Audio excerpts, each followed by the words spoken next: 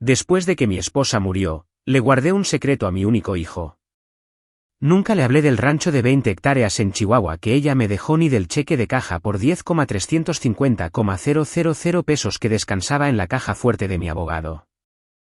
2 semanas después del funeral, entró directo a mi cocina, arrojó un rollo de bolsas de basura negras de uso rudo sobre la barra de granito y anunció que vendería mi casa. No grité. No lloré. Solo sonreí. Yo ya había empacado mis maletas 3 días antes. Solo estaba esperando a que cometiera su primer error. Antes de contarles cómo usé su propia arrogancia para arruinarlo por completo, déjenme saber desde dónde nos ven en los comentarios de abajo. Denle me gusta y suscríbanse si alguna vez han tenido que darle una dura lección a alguien que los subestimó. El cerrojo de la puerta principal hizo un fuerte clic. Yo estaba sentado en la isla de la cocina bebiendo una taza de café negro. Habían pasado exactamente 14 días desde que enterré a Diana. La casa aún cargaba con ese tipo específico de silencio que sigue a un funeral, el tipo que se asienta en las paredes y hace que cada crujido de las tablas del piso suene como un disparo. No me levanté cuando escuché la puerta abrirse. Sabía quién era. Mi hijo Carlos y su esposa Bárbara ya no creían en tocar a la puerta. Entraron a la cocina con el tipo de energía agresiva que normalmente se reserva para una toma corporativa hostil. Carlos llevaba su traje a la medida color carbón, el que compró para las reuniones con los inversores de su startup tecnológica, oliendo levemente a colonia cara y superioridad. Bárbara venía justo detrás de él, sosteniendo un fajo de notas adhesivas color amarillo neón y un bolso de diseñador de cuero que costaba más que mi primera camioneta. Ninguno de los dos ofreció un saludo. Ninguno me preguntó cómo lo estaba sobrellevando. Carlos caminó directo a la isla de granito y azotó una pesada caja de cartón justo al lado de mi taza de café. Era un rollo al por mayor de bolsas de basura industriales. El pesado golpe resonó en el piso de loseta. Antes de que pudiera preguntar para qué eran, metió la mano en el bolsillo interior del saco de su traje y sacó un folleto brillante de 3 cuerpos. Lo arrojó sobre la barra. Se deslizó sobre la piedra lisa y se detuvo justo debajo de mi mano. La portada mostraba una foto de archivo de un anciano sonriente sentado en una silla de ruedas mirando un jardín. Las letras en negrita de la parte superior decían, Residencia para adultos mayores Pinos de Plata. Miré del folleto a mi hijo. Estaba ahí parado con los brazos cruzados, con la mandíbula tensa en una línea dura. No se parecía al niño al que le enseñé a andar en bicicleta en la entrada de allá afuera. Parecía un extraño evaluando un pasivo. Me dijo, con una voz completamente desprovista de cualquier calidez, que se habían reunido esa mañana con un desarrollador de bienes raíces comerciales. Dijo que mi casa, la casa que había terminado de pagar hacía 20 años con manos callosas y turnos extras de plomería, estaba ubicada en una zona altamente rentable. Anunció que venderían la propiedad. Ya habían firmado un acuerdo preliminar. Mientras pronunciaba este discurso ensayado, Bárbara ni siquiera me miró. Pasó de largo la cocina y caminó directamente hacia la sala formal. La observé a través del arco abierto. Estaba despegando esas notas adhesivas amarillo neón de su blog y pegándolas en los muebles antiguos de Diana. Puso una sobre la mesa de comedor de madera de cerezo que compramos en nuestro 10º aniversario. Puso otra en el reloj de pie de la esquina. Estaba reclamando inventario. Estaba etiquetando los recuerdos de mi difunta esposa como si fueran artículos de una venta de garaje barata. La mayoría de los hombres en mi posición habrían perdido la cabeza. La mayoría de los padres se habrían levantado, habrían tirado las bolsas de basura al bote y los habrían echado a ambos a la calle. Pero yo no me moví. Levanté mi taza de café, le di un sorbo lento y simplemente le sonreí. Fue una sonrisa pequeña y tranquila. Lo perturbó. Pude ver un ligero tic en su ojo derecho. Esperaba que yo llorara. Esperaba que le suplicara que lo reconsiderara, que le rogara que no me metiera en un asilo. Necesitaba que yo fuera débil para sentirse fuerte él. Lo que Carlos no sabía era que yo no estaba en estado de shock. Estaba preparado. 3 días antes, mientras él estaba ocupado ignorando mis llamadas telefónicas, yo ya había revisado toda la casa. Había empacado 2 bolsas de lona con mi ropa, mis documentos personales importantes y los pocos pequeños recuerdos que realmente me importaban. Había escondido esas bolsas arriba en el espacio del ático, detrás de las decoraciones navideñas. Sabía que esta confrontación se avecinaba. Diana me lo había advertido durante sus últimas semanas en cuidados paliativos. Ella sabía exactamente en qué clase de hombre se había convertido nuestro hijo. Sabía que él veía a las personas solo como recursos para ser explotados. Yo había estado esperando a que él hiciera su movimiento. Este no era un desalojo sorpresa. Era el primer movimiento de una partida de ajedrez que él ni siquiera sabía que estaba jugando. Carlos se aclaró la garganta tratando de recuperar el dominio de la habitación. Apuntó con un dedo a las bolsas de basura. Me dijo que el desarrollador quería comenzar la preparación para la demolición a fin de mes. Dijo que tenía hasta el domingo por la noche para sacar toda mi basura personal. Bárbara regresó a la cocina quejándose en voz alta de que el tapizado del sofá vintage estaba completamente anticuado y no alcanzaría un buen precio en la subasta. Me miró con evidente disgusto, diciéndome que debería estar agradecido de que ellos se estuvieran encargando del trabajo pesado para la venta de los bienes. Dijo que lidiar con una casa vieja era agotador. Dejé mi taza de café. Miré a Carlos directamente a los ojos y acepté. Le dije que el domingo estaba perfectamente bien. Le dije que entendía que la casa era demasiado grande para una sola persona de todos modos. Mantuve mi voz suave, complaciente y derrotada. El alivio lo inundó al instante. La tensión en sus hombros cayó. Sonrió con suficiencia, claramente orgulloso de sí mismo por ejecutar esta toma hostil tan fácilmente. Solo le hice una petición. Le pedí que me diera el tiempo suficiente para empacar mis herramientas de plomería en el garaje independiente de atrás. Le dije que esas herramientas eran lo único que realmente me importaba conservar. Se rió. Fue un sonido corto y agudo de pura condescendencia. Me dijo que tomara todas las llaves inglesas oxidadas que quisiera. Me dijo que no habría mucho espacio para ellas en mi nuevo cuarto en Pinos de Plata, pero que podía guardarlas en una caja debajo de la cama si eso me hacía sentir mejor. Revisó su costoso reloj, le hizo una señal a Bárbara y se dio la vuelta hacia la puerta principal. Me dijo que no arrastrara los pies con la mudanza. Dijo que volverían el fin de semana para cambiar las cerraduras. La puerta principal se cerró de golpe tras ellos. El silencio regresó a la casa, pero ahora se sentía diferente. Ya no era el silencio del dolor. Era el silencio de una trampa esperando cerrarse. Me levanté de la isla de la cocina y caminé hacia la ventana. Vi cómo el sedán de lujo de Carlos salía en reversa de mi entrada y aceleraba por la calle. Dejé las bolsas de basura sobre la barra. Dejé el folleto de la residencia justo al lado. No necesitaba empacar nada. En su lugar, tomé mi abrigo y salí por la puerta trasera hacia el garaje independiente. Era hora de revisar las cámaras de seguridad. Era hora de ver a mi hijo cometer un delito federal. Crucé el patio trasero, el frío aire otoñal mordiéndome el rostro. Abrí la pesada puerta de acero de mi garaje. Ese era mi santuario. Olía a aceite de motor, madera cortada y 30 años de trabajo duro. Pasé por mi viejo banco de trabajo y fui directo al gabinete de metal con cerradura en la esquina. Tecleé el código en el teclado y saqué mi tableta. Yo había instalado cámaras de seguridad ocultas de alta definición dentro de la casa principal hace meses, mucho antes de que Diana falleciera. Ella había insistido en ello. Dijo que había atrapado a Carlos husmeando en el escritorio de su oficina en casa durante la cena de Navidad del año pasado. Me senté en un viejo taburete de madera y conecté la tableta a la red segura. Abrí la transmisión en vivo de la cámara de la sala. Sabía que Carlos y Bárbara no solo habían venido a entregar bolsas de basura y amenazas. Tenían un motivo oculto. Necesitaban algo específico de la casa, algo que no podían simplemente llevarse. Mientras yo había estado sentado en la cocina, retrocedí el metraje 10 minutos antes, justo antes de que entraran a la cocina a confrontarme. La pantalla mostraba a Carlos de pie junto al antiguo secreter en el pasillo, mientras Bárbara estaba ocupada pegando esas ridículas notas adhesivas amarillas en los muebles. Él estaba abriendo el pequeño cajón oculto en la parte inferior del escritorio. Lo vi meter la mano y sacar un pesado objeto de bronce. Era el viejo sello de notario de Diana, de sus días trabajando como asistente legal en el centro de la ciudad.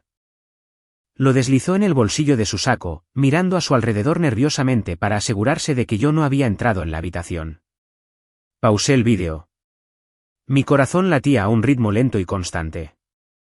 Había mordido el anzuelo. Carlos necesitaba ese sello para falsificar un poder notarial. Necesitaba eludir legalmente el fideicomiso familiar para poder autorizar la venta de la casa al desarrollador comercial sin mi firma. Se creía brillante. Pensaba que estaba siendo más listo que un viejo plomero afligido que no entendía cómo funcionaba el mundo. Pero solo estaba caminando a ciegas por el camino exacto que yo le había pavimentado. Presioné un botón en la tableta, descargando el clip de vídeo de alta definición directamente a un servidor en la nube seguro y encriptado. El aviso de desalojo era solo una distracción. El verdadero juego acababa de comenzar, y mi hijo me había entregado la soga que yo iba a usar para colgarlo. El frío resplandor de la pantalla de la tableta iluminó los rincones oscuros de mi garaje. Me quedé perfectamente quieto en el taburete de madera, observando la transmisión en vivo de la cámara de mi cocina. Carlos se movía con una energía frenética y apresurada. Se alejó del escritorio del pasillo y llevó el pesado sello notarial de bronce de Diana hasta la isla de granito de la cocina. Lo bajó con un ruido sordo. Bárbara lo siguió llevando un jarrón de jade tallado que acababa de tomar de la repisa de la sala. Ella no se veía culpable. Se veía impaciente. Le dijo que se diera prisa antes de que yo regresara adentro. Carlos abrió su costoso maletín de cuero y sacó un grueso fajo de documentos legales. El ángulo de la cámara de alta definición era perfecto. Hice zoom en la pantalla. Las gruesas letras negras en la parte superior de la primera página eran muy claras. Era un poder notarial general duradero. No solo estaba tratando de forzar una venta rápida de bienes raíces. Estaba intentando una toma de control legal completa de mi existencia. Con ese documento, podía vaciar mis cuentas bancarias, agotar mis fondos para el retiro y legalmente internarme en una sala psiquiátrica a puerta cerrada contra mi voluntad. Sacó un cheque cancelado de su cartera. Era un cheque que yo le había escrito hace meses para ayudarle a pagar unas vacaciones que él afirmaba no poder costear. Lo puso plano sobre la barra. Sacó un bolígrafo de tinta azul y agarró un pedazo de papel. Observé a mi propia carne y sangre practicar la falsificación de mi firma. Trazó los bucles y los ángulos cerrados de mi caligrafía una y otra vez. Su rostro estaba completamente concentrado. No había vacilación en sus ojos. No había remordimiento. Mis manos agarraron los bordes del banco de trabajo de metal con tanta fuerza que mis nudillos se pusieron blancos. El instinto primitivo de un padre es proteger a su hijo de cometer un error catastrófico. Cada fibra de mi ser quería marchar a través del césped, abrir la puerta trasera de una patada y hacer pedazos esos papeles fraudulentos. Quería sacudirlo y preguntarle qué había pasado con el chico que crié. Pero mi mente racional se hizo cargo. Sabía exactamente qué pasaría si entraba en esa cocina. Si lo detenía ahora, sería solo una disputa familiar. Negaría sus intenciones. Afirmaría que solo estaba preparando papeleo por mi propio bien.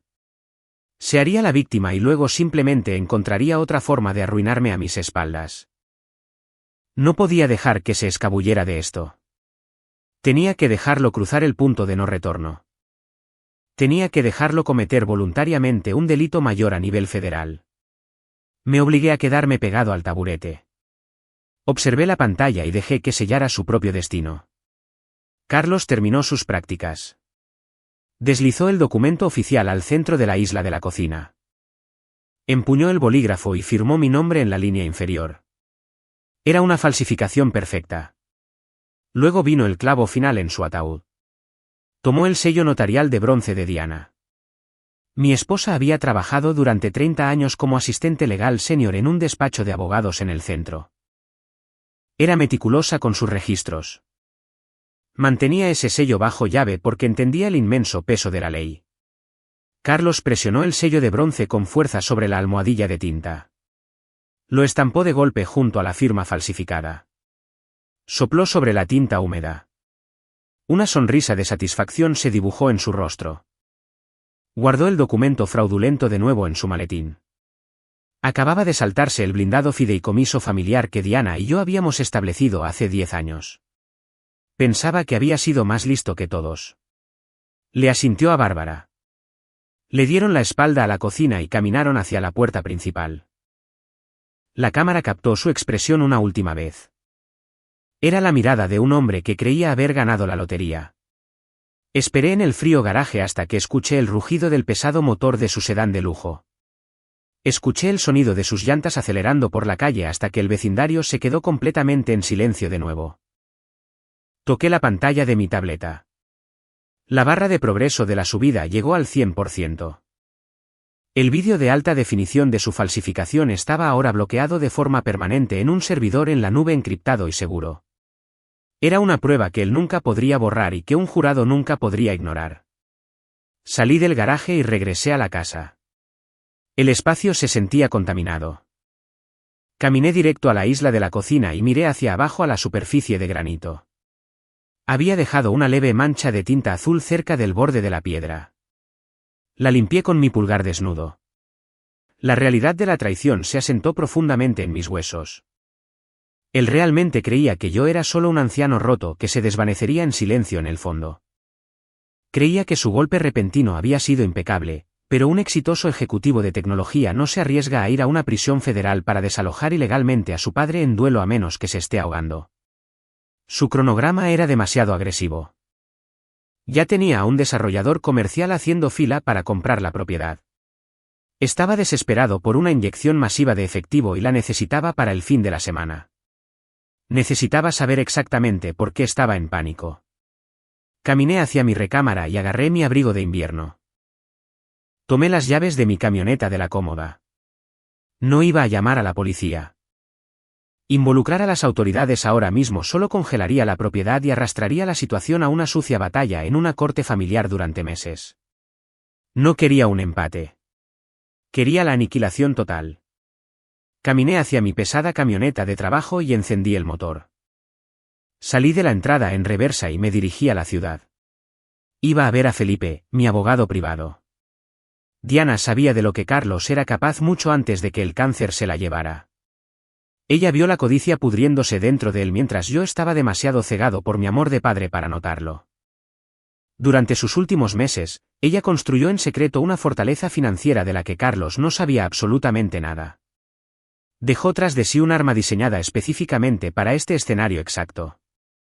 Era hora de abrir la bóveda y mostrarle a mi hijo qué pasa cuando intentas enterrar a un hombre que es el dueño de la pala. Manejé mi pesada camioneta de trabajo por el tráfico del centro al mediodía. La ciudad se sentía diferente hoy. Se sentía como un campo de batalla.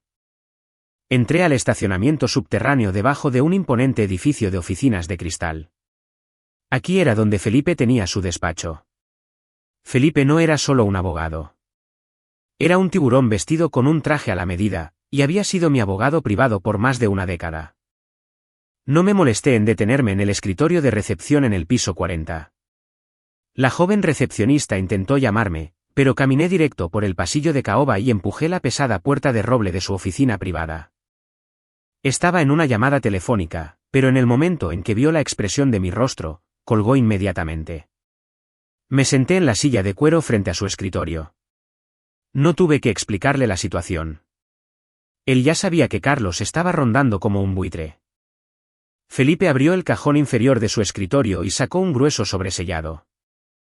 Lo deslizó sobre la madera pulida. Este era el plan de contingencia. Diana había pasado 30 años trabajando en el campo legal. Sabía exactamente cómo estructurar un patrimonio para protegerlo de manos codiciosas. Vio la oscuridad creciendo dentro de nuestro hijo mucho antes de que su enfermedad se apoderara de ella. Sabía que él intentaría impugnar el fideicomiso familiar. Así que, silenciosamente, eludió el fideicomiso por completo para su seguro de vida personal y sus inversiones privadas separadas. Abrí el sobre y saqué los nítidos y pesados documentos. El primer trozo de papel era una escritura de garantía. No era para un pequeño terreno suburbano. Era la escritura de un rancho de 20 hectáreas en Chihuahua. Estaba completamente pagado. Los impuestos estaban cubiertos por los próximos 5 años. La propiedad estaba completamente aislada de cualquier acción legal que Carlos pudiera siquiera intentar presentar en mi contra. Debajo de la escritura había un cheque bancario certificado. Me quedé mirando los números impresos en el papel de seguridad con marca de agua.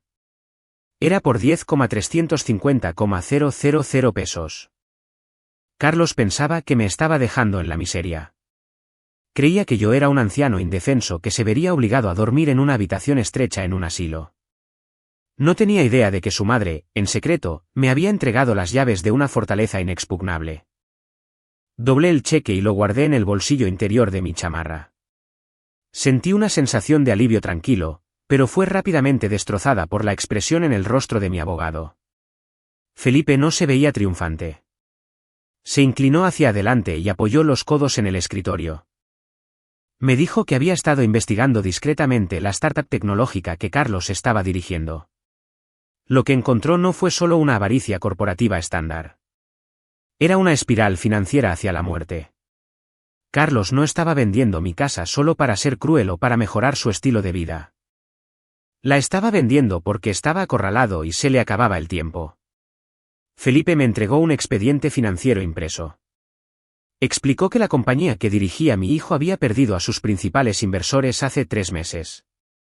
Para mantener las puertas abiertas, Carlos había pedido un préstamo puente masivo a un prestamista comercial sumamente agresivo. El préstamo era por 20,700,000 pesos, pero un prestamista como ese no reparte millones sin una garantía sólida. Carlos no tenía ningún activo real propio. Así que usó mi casa. Ya había presentado documentación preliminar fraudulenta afirmando que tenía la autoridad legal para pedir prestado contra el capital de mi propiedad. Por eso estaba tan desesperado por finalizar la venta y registrar hoy mismo el poder notarial falso. Las piezas del rompecabezas encajaron violentamente en mi mente. Carlos necesitaba el efectivo de la venta rápida de la casa para pagar el préstamo puente antes de que el prestamista auditara su garantía. Felipe me miró directamente a los ojos y expuso el cronograma. El prestamista comercial le había dado a Carlos un límite de tiempo absoluto. El viernes. Si el pago de 14,662,500 pesos del desarrollador de bienes raíces no se liquidaba para el viernes por la tarde, el prestamista iba a presentar cargos penales inmediatos por fraude en su contra. No solo perdería su compañía. Se enfrentaría a una década en una prisión federal por defraudar a una institución financiera. Mi hijo no estaba jugando un juego de bienes raíces. Estaba tratando de huir de una guillotina. Me recargué en la silla de cuero y procesé el cronograma. Hoy era lunes. Tenía exactamente 4 días para dejarle pensar que estaba ganando. Si cuestionaba el poder notarial falsificado en este momento, el prestamista se enteraría y la policía se involucraría prematuramente. Carlos podría encontrar una forma de llegar a un acuerdo o rogar para salir de esto con un cargo menor.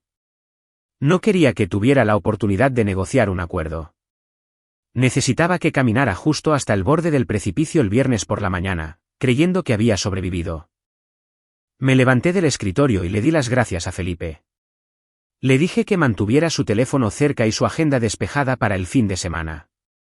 Salí del edificio de cristal con la escritura de Chihuahua en mi bolsillo y un mapa claro de la inminente destrucción trazado en mi mente. Necesitaba darles un objetivo. La codicia es un veneno predecible. Si Carlos y Bárbara pensaban que yo estaba guardando en silencio activos valiosos, no podrían resistirse a echar un vistazo. El lunes por la noche, manejé hacia una zona industrial en las afueras de la ciudad y alquilé una pequeña bodega de almacenamiento a nivel de calle. Era una instalación deteriorada rodeada por una cerca de malla ciclónica oxidada. El asfalto estaba agrietado y las cámaras de seguridad del edificio principal apuntaban al suelo. Era exactamente el tipo de lugar que un anciano vulnerable usaría para esconder sus objetos de valor. Metí 5 cajas pesadas de cartón en el fondo del espacio. Las había llenado con viejas conexiones de tubería oxidadas, losetas de cerámica rotas y pesados directorios telefónicos, pero en el exterior, escribí las palabras recámara principal con marcador negro. Aseguré la cortina de aluminio con un candado de combinación estándar. Justo encima del marco de la puerta, encajada en el riel de metal, coloqué una pequeña cámara con sensor de movimiento que funcionaba con baterías. La noche del martes se asentó fría y silenciosa. Yo estaba sentado en mi oscura sala, escuchando cómo el viento sacudía los cristales de las ventanas. Mi teléfono vibró contra el descansabrazos de mi silla. Eran las 10:30 de la noche. Miré la pantalla y vi la notificación de seguridad. Movimiento detectado en la unidad 42. Abrí la transmisión en vivo. La cámara de visión nocturna mostró una figura de pie frente a la puerta de metal corrugado. No era Carlos. Era Bárbara. Llevaba una chamarra oscura con capucha, pero reconocí sus caras botas de cuero y la forma en que se portaba con esa energía nerviosa e impaciente. Sostenía un pesado taladro inalámbrico en su mano derecha. Agarré las llaves de mi camioneta y salí a la noche. El viaje tomó 20 minutos, pero se sintió como 5. Mi mente estaba completamente clara. Estacioné mi camioneta a 2 cuadras de la instalación, en un lote de grava oscura. No quería que ella viera mis faros barriendo a través de las filas de cortinas metálicas anaranjadas. Caminé el resto del camino a pie, pisando con cuidado para evitar el crujido de la grava suelta. El aire nocturno estaba helado, pero no sentía frío. Me colé por un hueco en la cerca oxidada en la parte trasera de la propiedad y me moví en silencio por el estrecho pasillo entre los edificios de bodegas. Pude escuchar el agudo zumbido del taladro antes de siquiera verla. Estaba haciendo presión sobre el candado barato, trozos de metal cayendo sobre el concreto debajo de sus botas. Estaba completamente concentrada en forzar la entrada a mi unidad. Asumió que esas pesadas cajas etiquetadas como recámara principal contenían la colección de joyas de diamantes de Diana y los juegos de comedor de plata maciza. Pensaba que yo estaba acumulando una riqueza que legítimamente les pertenecía a ella y a Carlos. El candado finalmente cedió con un fuerte chasquido metálico. Ella hizo a un lado el metal roto y agarró la manija de la puerta enrollable. Empujó la puerta hacia arriba. El riel de metal chilló en la noche silenciosa. Salí de las sombras del edificio contiguo. Sostuve mi teléfono en alto con la luz de grabación de vídeo brillando brillante en la oscuridad. Se dio la vuelta, asustada, dejando caer el taladro inalámbrico sobre el asfalto, pero el miedo en sus ojos solo duró un segundo. Fue inmediatamente reemplazado por una mirada de absoluto desprecio. No se disculpó. No intentó explicar su allanamiento nocturno. Simplemente fulminó con la mirada la lente de la cámara y cruzó los brazos sobre su pecho. Le pregunté exactamente qué estaba buscando en mi bodega. Mantuve mi voz perfectamente nivelada. Dejó escapar una risa áspera y amarga. Me dijo que apagara la cámara. Cuando me negué, dio un paso más cerca. Dijo que estaba buscando lo que se les debía. Dijo que las joyas de Diana se estaban desperdiciando en un anciano afligido que simplemente las iba a dejar en una caja sucia. Me miró fijamente y dijo que merecían una recompensa por soportar mi patética depresión durante las últimas 2 semanas. Dijo que lidiar con mi tristeza era una carga enorme en sus vidas y que simplemente estaban cobrando su compensación por adelantado. Sus palabras tenían la intención de lastimarme. Hace unas semanas, me hubieran destrozado el corazón. Pero, estando ahí parado bajo la parpadeante luz amarilla de la instalación, no sentí absolutamente nada por ella. Me di cuenta de que estaba completamente vacía por dentro. Se dio cuenta de que yo no me iba a quitar de su camino. Se volvió hacia la unidad y pateó una de las pesadas cajas de cartón. El cartón se rasgó, revelando las conexiones de hierro oxidado en su interior. Miró la basura con total incredulidad. Se dio cuenta de que había conducido hasta aquí y cometido un delito por una caja de basura. Su rostro se torció de frustración. Recogió su bolso de cuero de diseñador del suelo y pasó furiosa a mi lado. Empujó agresivamente su hombro contra mi pecho mientras se abría paso por el estrecho pasillo. Caminaba tan rápido y con tanta ira que no se dio cuenta de que su bolso se había enganchado en el borde afilado del candado roto que descansaba sobre el concreto. El cierre de su bolso botó. Algunos artículos sueltos cayeron al suelo sucio. No se detuvo. Solo siguió caminando hacia su auto estacionado, maldiciendo en voz baja. Me quedé solo en el pasillo silencioso y vi cómo las luces traseras de su auto se desvanecían en la distancia. Miré hacia el asfalto. Tirado junto a las virutas de metal esparcidas, había un pedazo de papel grueso arrugado. Me agaché y lo recogí.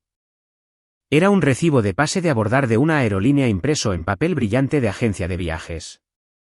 Me paré bajo la tenue luz superior para leer los detalles. Los nombres en el itinerario eran Carlos y Bárbara. Era para 2 boletos de primera clase. Eran boletos de ida. El destino impreso en letras gruesas era Dubái. Miré la fecha y hora de salida. Viernes por la noche a las 9. Las piezas del rompecabezas cambiaron nuevamente, revelando un panorama mucho peor de lo que había imaginado. Dubái no tiene un tratado de extradición estándar con nuestro país por delitos financieros. No solo estaban vendiendo mi casa para pagar un mal préstamo corporativo. Estaban vendiendo mi casa para robarse los 14,662,500 pesos de capital para ellos mismos. Estaban planeando tomar el dinero, abandonar la empresa de tecnología en quiebra, dejar al prestamista comercial con las manos vacías y huir del país de forma permanente. Me iban a dejar sin hogar y enfrentando la ira de un banco defraudado mientras ellos vivían rodeados de lujo en el extranjero. Doblé el recibo cuidadosamente y lo deslicé en mi bolsillo. Cerré la puerta de metal de la bodega. La fecha límite era el viernes. Ahora sabía exactamente dónde estarían, y sabía exactamente cómo detenerlos. La mañana del miércoles llegó con una pesada capa de escarcha cubriendo el parabrisas de mi camioneta. Me senté en el asiento del conductor con el motor en marcha, viendo cómo el escape se convertía en humo blanco en el aire helado. Sostenía mi teléfono en la mano. Sabía que mi hijo y su esposa planeaban huir del país hacia Dubái el viernes por la noche. Tenía el recibo de embarque físico en mi bolsillo, pero conocer su plan de escape era solo la mitad de la batalla. Necesitaba controlar sus movimientos. Necesitaba que se sintieran completamente poderosos y enteramente a salvo justo hasta el momento en que el piso colapsara bajo sus pies. Para lograr eso, tenía que alimentar su arrogancia. Tenía que ofrecerles una carnada tan tentadora que se tragaran el anzuelo sin pensarlo 2 veces. Abrí la aplicación de mi cuenta de cheques principal en mi teléfono. La pantalla mostraba un saldo de exactamente 215,625 pesos. Era la cuenta que usaba para pagar los recibos de servicios, comprar la despensa y cubrir mis gastos diarios. Navegué hasta el menú de transferencia electrónica. Escribí el número de cuenta de Vicente. Vicente era un hombre rudo y callado que administraba la propiedad de 20 hectáreas en Chihuahua. Necesitaba fondos para reparar un tramo de la cerca rota a lo largo de la línea norte de la propiedad antes de que se asentara la nieve del invierno. Ingresé la cantidad de 8,625 pesos. En el concepto de la transacción, escribí deliberadamente la palabra depósito. Presioné confirmar. El dinero salió de mi cuenta al instante. No solo hice esa transferencia para arreglar una cerca allá en el norte. Lo hice porque sabía que mi hijo estaba observando cada movimiento digital que yo hacía. Semanas atrás, antes de que mi esposa siquiera falleciera, había notado pequeñas anomalías en mi teléfono celular. Las llamadas se cortaban inexplicablemente. Los mensajes de texto aparecían como leídos antes de que yo siquiera los abriera. La batería se agotaba rápidamente. Soy plomero de oficio, pero no soy ajeno a la tecnología. Sabía que mi hijo trabajaba como ejecutivo en tecnología. Me di cuenta de que había clonado mi tarjeta SIM. Había establecido acceso administrativo total a mis mensajes entrantes, mis alertas bancarias y mis comunicaciones privadas. Lo hizo mientras yo estaba distraído, sentado junto a ella. Era un nivel de violación personal que aún me helaba la sangre de solo pensarlo. Dejé mi teléfono en el asiento del copiloto y esperé en la silenciosa camioneta. No tuve que esperar mucho. Sabía exactamente cómo interpretaría mi hijo esa transferencia de 8,625 pesos a un destinatario desconocido. Vería el concepto de la transacción que decía depósito. Asumiría que por fin me estaba rindiendo a sus demandas. Pensaría que acababa de pagar la cuota de reservación inicial para la residencia Pinos de Plata que me había echado en cara. Creería que estaba haciendo las maletas y preparándome para desaparecer en silencio en un asilo tal como él lo había ordenado. Pero mi hijo no era el tipo de hombre que dejaría en paz a un animal herido. Era el tipo de hombre que le quitaría el último trozo de comida a un perro hambriento solo para verlo sufrir. Menos de 10 minutos después de que le envié el dinero a Vicente, la pantalla de mi teléfono se iluminó con una nueva notificación. Era una alerta de seguridad automática de mi banco. Se acababa de iniciar un retiro cuantioso. Tomé el teléfono, volví a abrir la aplicación y vi cómo la pantalla se actualizaba en tiempo real. Mi saldo cayó de 207,000 pesos a cero. Los números simplemente se desvanecieron en el aire. Toqué el historial de transacciones. Mi hijo había eludido de forma remota mis preguntas de seguridad utilizando el acceso telefónico clonado. Había vaciado hasta el último centavo que me quedaba a mi nombre. Envió los 207,000 pesos a través de un portal digital encriptado y los depositó directamente en una empresa fantasma offshore registrada en el Caribe. Cubrió muy bien sus huellas, pero la intención agresiva era dolorosamente clara. Quería dejarme en la absoluta miseria. Sabía que el desarrollador comercial estaba impulsando la venta de la casa para el viernes por la mañana. Sabía que si yo de repente encontraba el valor y decidía pelear con él, necesitaría dinero para contratar a un abogado y presentar una orden judicial en los tribunales. Al robar mis últimos 207,000 pesos, me estaba cortando el oxígeno. Se estaba asegurando de que no pudiera pagar representación legal. Se aseguraba de que ni siquiera pudiera pagar una habitación de un motel barato para retrasar el proceso de desalojo. Me quería completamente indefenso, financieramente paralizado y totalmente a su merced. Me senté en la fría camioneta y me quedé mirando el saldo en cero en la pantalla brillante. No estaba enojado por el dinero robado. Los 207,000 pesos no significaban absolutamente nada para mí en comparación con los 10,350,000 que descansaban a salvo en la bóveda segura de mi abogado. Pero un nudo frío de genuina preocupación comenzó a formarse en mi estómago. Mi hijo acababa de crear un problema logístico masivo que amenazaba con destrozar toda mi trampa antes de que siquiera se activara. Al vaciar la cuenta exactamente a cero y desviar los fondos a una entidad offshore imposible de rastrear, había activado sin darse cuenta los algoritmos de fraude bancario. La institución financiera vería un retiro total y repentino hacia una empresa fantasma extranjera como una vulnerabilidad altamente sospechosa. Si el sistema de seguridad automatizado marcaba la cuenta como comprometida, cerrarían la cuenta de forma permanente al final del día hábil para evitar mayores responsabilidades. Este era el conflicto que podría arruinarlo todo. No me importaba recuperar los fondos robados en este momento. Pero necesitaba desesperadamente que esa cuenta de cheques en específico permaneciera abierta, activa y totalmente capaz de recibir transferencias electrónicas entrantes cuantiosas. El pago de 14,662,500 pesos del desarrollador de bienes raíces comerciales estaba programado para caer en esa cuenta específica el viernes por la mañana. Ese dinero era la llave definitiva para destruir a mi hijo. Si la compañía de títulos intentaba transferir los fondos de bienes raíces el viernes y mi cuenta de cheques estaba cerrada, el dinero simplemente rebotaría de vuelta al desarrollador. Si eso pasaba, mi hijo sería notificado del fallo de inmediato.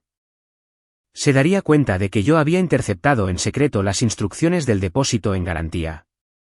Entraría en pánico, cancelaría su vuelo a Dubái y se me escaparía de las manos antes de que las autoridades federales pudieran intervenir. Tenía que arreglar esto de inmediato. Tenía que caminar sobre una línea muy delgada. Necesitaba asegurar la cuenta de cheques y mantenerla abierta para el viernes. Pero también tenía que asegurarme de que mi hijo siguiera creyendo que yo estaba en la quiebra, ignorante y derrotado. Giré la llave en el contacto, poniendo en marcha la pesada camioneta. El reloj marcaba la cuenta regresiva hacia el cero, y yo tenía que ser más astuto que mi hijo sin hacer un solo ruido. No llamé a la policía cuando vi el saldo en cero en mi teléfono. Llamar a las autoridades por 207,000 pesos habría desencadenado una investigación financiera estándar. Los detectives habrían congelado la venta pendiente de la casa y mi hijo se habría dado cuenta de inmediato de que estaba bajo vigilancia. Habría entrado en pánico, habría cancelado sus planes y habría encontrado una manera de huir antes de que la verdadera trampa pudiera cerrarse. Necesitaba que se quedara exactamente donde estaba, creyendo cómodamente que tenía todas las cartas y que controlaba mi destino. Puse en marcha mi pesada camioneta de trabajo y me alejé del estacionamiento del banco. Los 207,000 pesos que robó no eran una pérdida para mí. Eran una inversión táctica. Me dieron la excusa perfecta para asegurar exactamente el mecanismo financiero que necesitaba para destruirlo el viernes. La mañana del miércoles, el cielo estaba cargado de oscuras nubes grises. Manejé hacia el distrito financiero y me estacioné afuera de un enorme edificio de ladrillo que albergaba a la compañía de fideicomisos y títulos más grande de la ciudad. La mayoría de las personas solo interactúan con agentes de títulos una o dos veces en sus vidas cuando compran una casa, pero yo pasé 30 años trabajando como maestro plomero comercial. Yo instalé las tuberías subterráneas de agua y los complejos sistemas de cañerías para la mitad de los desarrollos de rascacielos del sector del centro. Conocí a los contratistas de la ciudad, a los inspectores de edificios y a los hombres que firmaban los masivos cheques de los desarrollos. El dueño de esta empresa de títulos en particular era un viejo amigo llamado Ricardo. Yo había salvado su edificio comercial principal de una catastrófica inundación de aguas residuales hacía 10 años. Trabajé 36 horas seguidas en un fin de semana festivo, con el agua helada hasta la cintura, para evitar que las salas de servidores de la planta baja fueran destruidas. Me debía un favor inmenso, y era un hombre que respetaba la silenciosa lealtad del trabajo duro. Pasé la ajetreada recepción en la planta baja y subí directamente por las escaleras hacia su oficina privada en la esquina. Ricardo levantó la vista de un montón de archivos legales, sorprendido de verme. Se puso de pie de inmediato y me ofreció sus condolencias por Diana, pero yo corté las formalidades. No tenía tiempo para compadecimientos.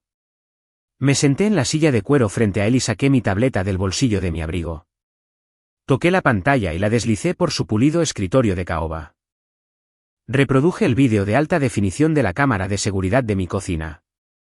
Ricardo observó en absoluto silencio cómo mi hijo falsificaba meticulosamente mi firma y estampaba el poder notarial fraudulento.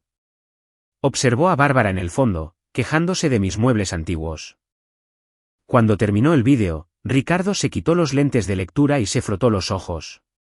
Parecía enfermo del estómago. Abrió un grueso folder manila en su escritorio.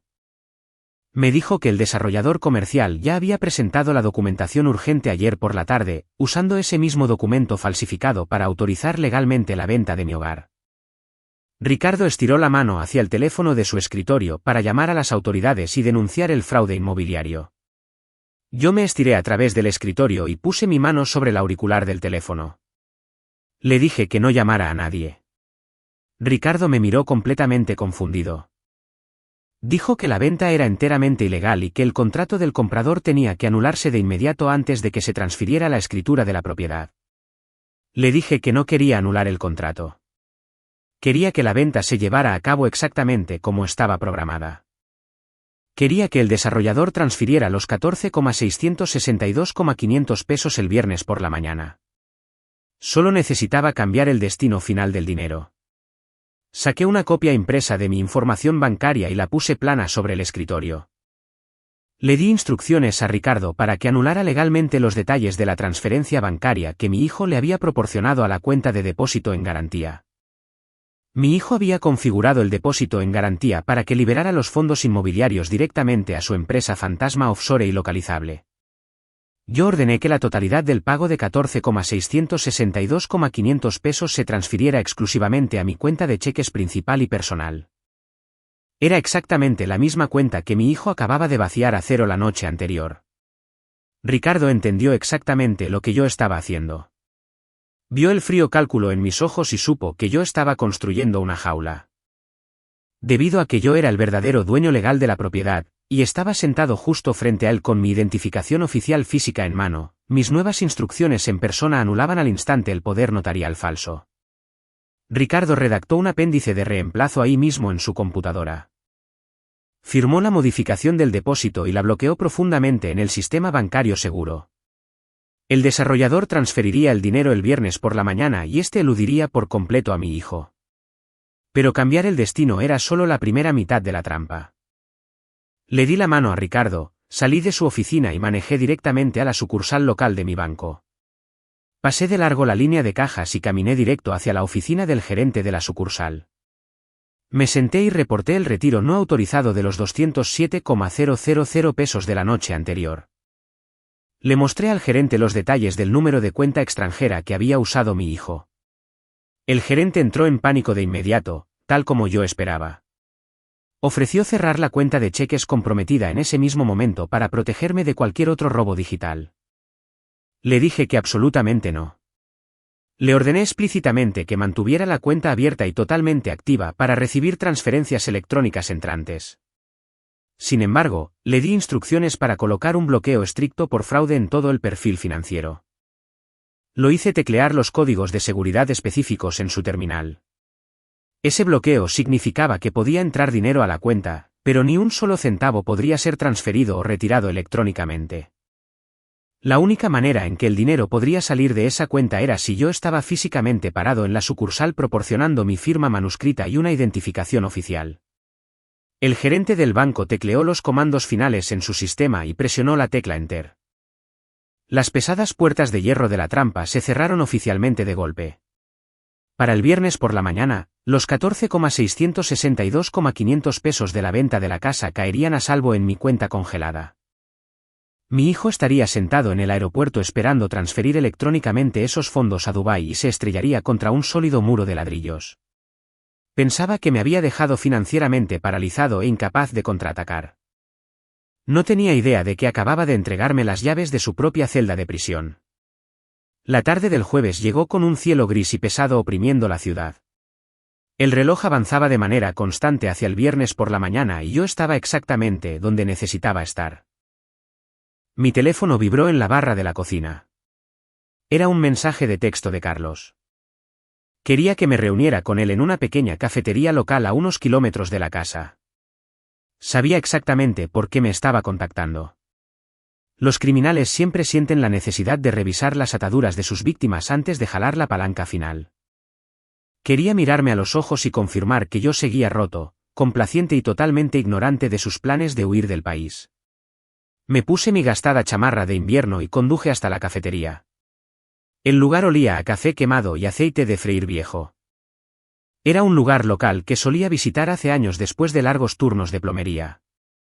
Me senté en una cabina de vinilo agrietada cerca de la ventana del fondo. Carlos llegó 10 minutos tarde, haciéndome esperar intencionalmente para afirmar su dominio. Atravesó las puertas de la cafetería vistiendo un elegante traje a la medida azul marino que costaba más que el automóvil estacionado afuera. Se veía completamente fuera de lugar entre los trabajadores cansados y los camioneros. Se deslizó en la cabina frente a mí, negándose a quitarse su costoso abrigo de lana. No me preguntó cómo estaba. Simplemente le hizo señas a la mesera y ordenó 2 cafés negros.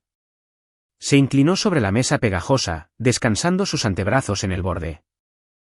Se puso una máscara de falsa simpatía, interpretando el papel del hijo benevolente obligado a tomar decisiones difíciles. Me preguntó con un tono lento y condescendiente si ya había terminado de empacar mis herramientas en el garaje. Me dijo que los desarrolladores comerciales estaban ansiosos por programar a los equipos de demolición y que necesitaba asegurarse de que yo estuviera completamente fuera de la propiedad para el domingo por la noche. Mantuve una postura encorvada. Miré hacia abajo a la mesa, evitando su mirada. Interpreté el papel del anciano derrotado a la perfección. Le dije que las cajas estaban casi listas y le prometí que no causaría ningún retraso. La visible oleada de ego que bañó su rostro fue repugnante. Realmente creía que me había golpeado hasta la sumisión total. La mesera trajo los 2 cafés baratos y los dejó en la mesa. Carlos dio un sorbo, hizo una mueca por el sabor y empujó la taza a un lado. Luego metió la mano en su saco sastre y sacó su billetera de cuero de diseñador. Extrajo un billete nuevo de 1000 pesos y lo deslizó por la mesa hacia mí. Dio unos golpecitos al billete con su dedo índice. Me dijo que fuera a comprarme algo de despensa decente para el fin de semana. Dijo que sabía que las cosas estaban difíciles para mí en este momento. Este era el mismo hombre que había vaciado de forma remota 207,000 pesos de mi cuenta de cheques la noche anterior. Me estaba arrojando 1000 pesos de su propio dinero para alimentar su suprema arrogancia mientras intentaba dejarme en la calle. Un hombre más joven le habría arrojado el café en la cara, pero yo simplemente extendí la mano con lentitud y recogí el billete. Lo doblé con cuidado y lo deslicé en el bolsillo de mi camisa. Le di las gracias en voz baja. Ese simple acto de sumisión selló su completa y falsa sensación de seguridad. Revisó su pesado reloj de oro e indicó que estaba listo para irse. Era hora de soltar la carnada. Di un lento sorbo al café amargo y solté un pesado y exhausto suspiro. Me froté las sienes con mis manos callosas, actuando como un viudo confundido y abrumado por el dolor. Mencioné casualmente que había estado volteando de cabeza la oficina de Diana en casa toda la mañana, tratando de encontrar una llave específica. Murmuré acerca de cómo la memoria me estaba fallando en estos días.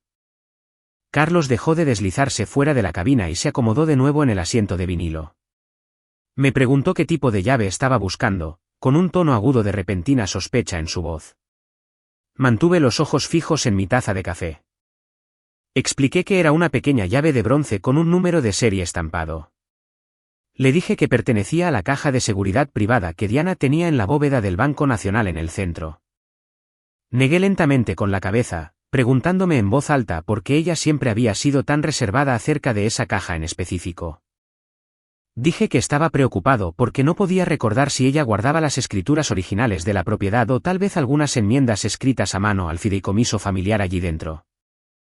Dije que planeaba ir al banco el viernes por la mañana y hacer que un cerrajero perforara la caja para abrirla, solo para estar seguro antes de mudarme al asilo. Por fin levanté la vista de mi taza y vi el terror absoluto invadir a mi hijo. El color se esfumó por completo de su rostro, dejándolo como un fantasma con traje a la medida. Su mente iba a 1000 por hora procesando las implicaciones catastróficas de lo que yo acababa de decir. Había pasado las últimas 2 semanas orquestando una impecable toma de control digital. Había falsificado el poder notarial. Había secuestrado el depósito en garantía. Me había robado mi dinero líquido.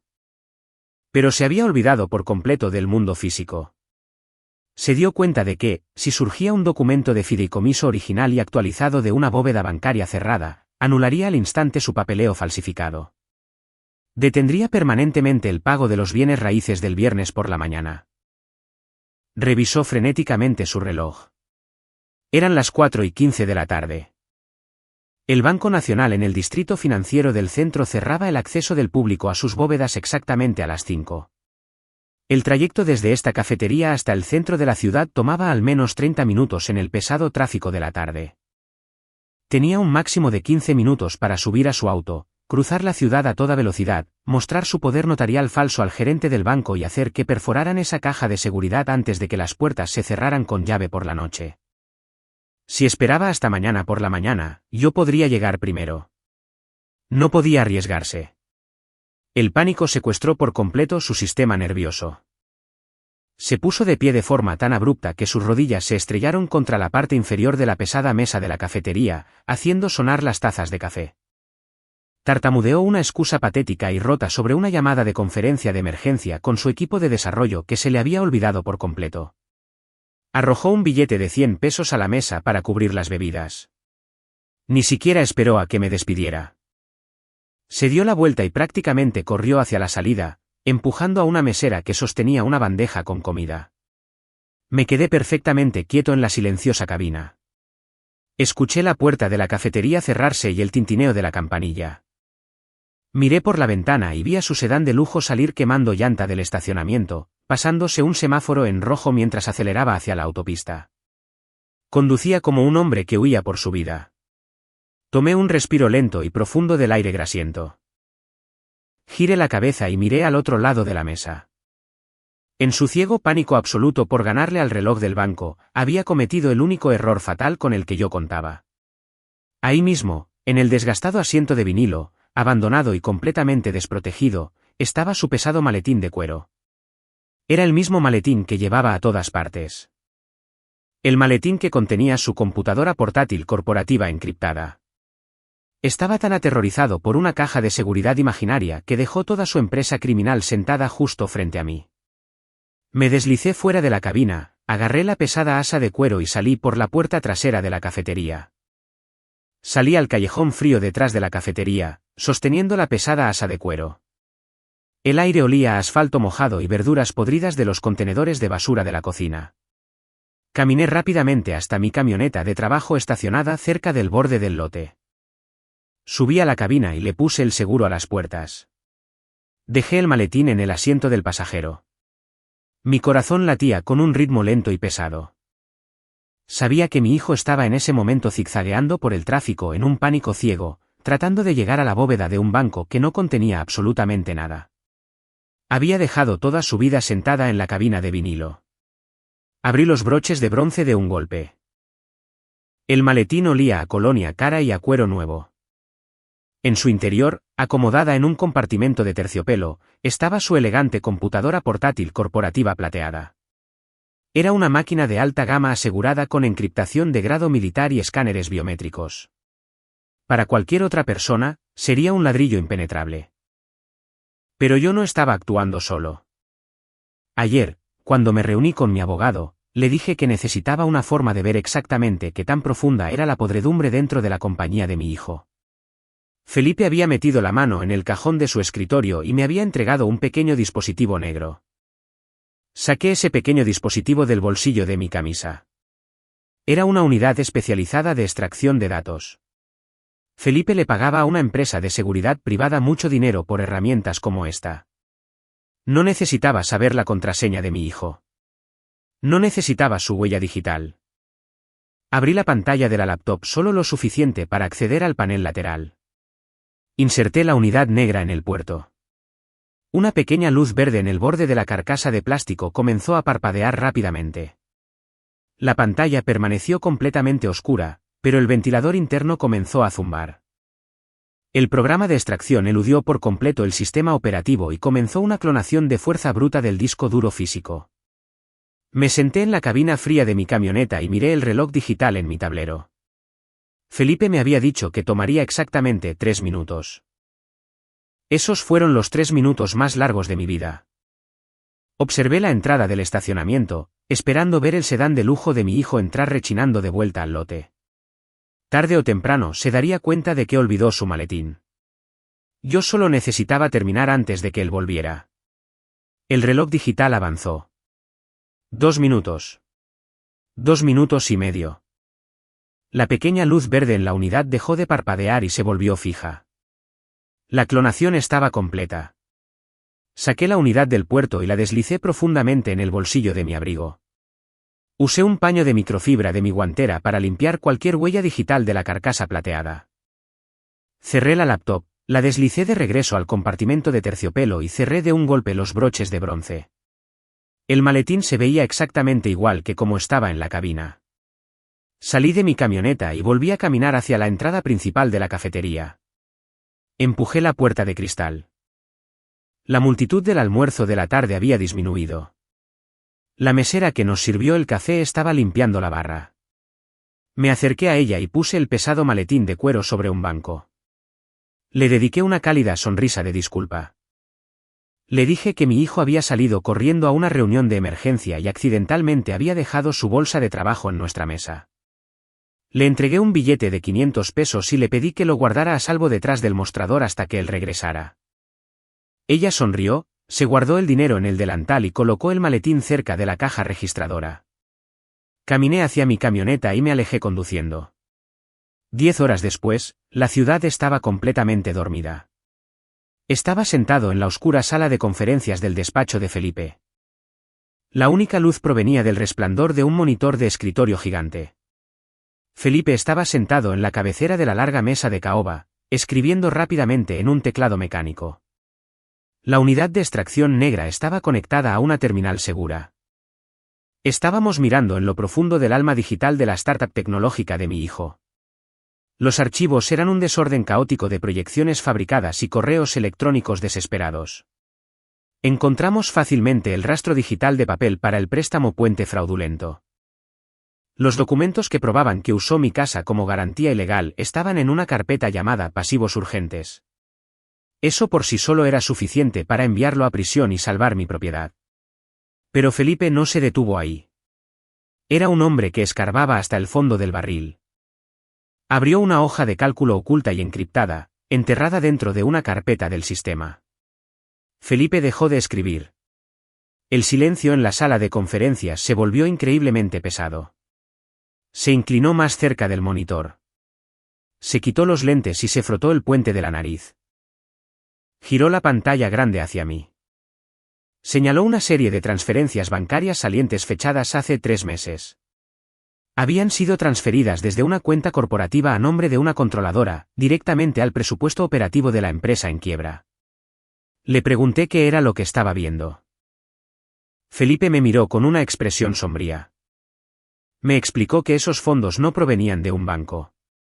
No provenían de un inversionista. Mi hijo había vaciado manualmente 6,900,000 pesos del fondo de pensiones de los empleados. Había robado los ahorros para el retiro de las mismas personas que trabajaban para él. Tomó el dinero de sus desarrolladores, sus secretarias y sus ingenieros para cubrir sus propias pérdidas comerciales catastróficas. Sacrificó el futuro entero de todos ellos solo para mantener las puertas de su propia oficina abiertas por unos meses más. La realidad del crimen me cubrió como una manta asfixiante. Mi hijo no solo estaba tratando de robarle a un padre en duelo. Era un depredador devorando a todos a su alrededor. Las personas a las que robó eran familias honestas y trabajadoras. Tenían hipotecas e hijos. Confiaron en él sus medios de vida y los masacró financieramente sin pensarlo dos veces. Esto ya no era solo una disputa familiar por bienes raíces. Era un delito federal enorme. Felipe bloqueó la terminal. Retiró la unidad y la colocó en una pesada caja fuerte a prueba de fuego detrás de su escritorio. Me dijo que el desfalco de pensiones lo investiga la Fiscalía General de la República. Conlleva sentencias mínimas obligatorias que no pueden ser negociadas de ninguna forma. Garantiza la incautación total de bienes. El gobierno federal destruiría su vida ladrillo a ladrillo. Salí del edificio de oficinas y me paré en la silenciosa calle de la ciudad. El aire frío de la noche me llenó los pulmones. Metí la mano en mi bolsillo y sentí la esquina del recibo del pase de abordar que había encontrado en la bodega. Mi hijo y su esposa planeaban abordar un avión hacia Dubái la noche de mañana.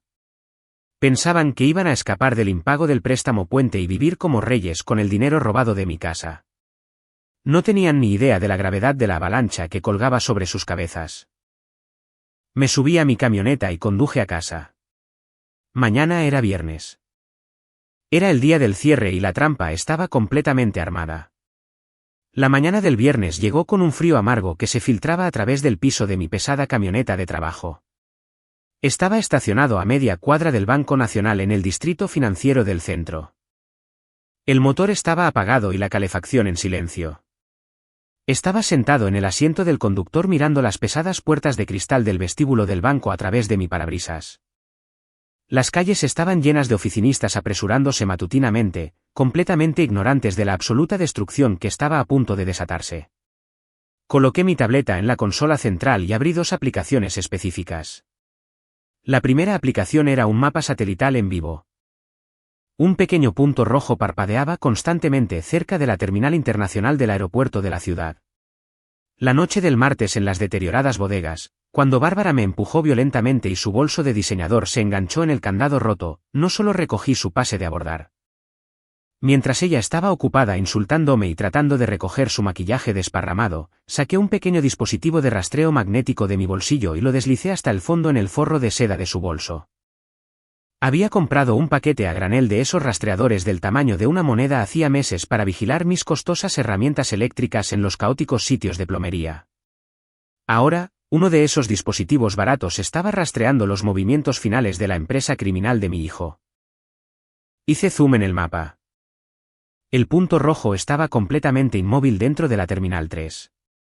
Sabía exactamente dónde estaban sentados. Estaban resguardados en la exclusiva sala VIP de salidas de primera clase, bebiendo champán sobrevalorado y mirando los relojes digitales en la pared.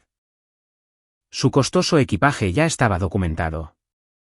Sus pasaportes estaban justo sobre la mesa frente a ellos. Solo estaban esperando a que apareciera una sola notificación en sus teléfonos. Realmente creían que habían ejecutado la traición definitiva sin una sola falla.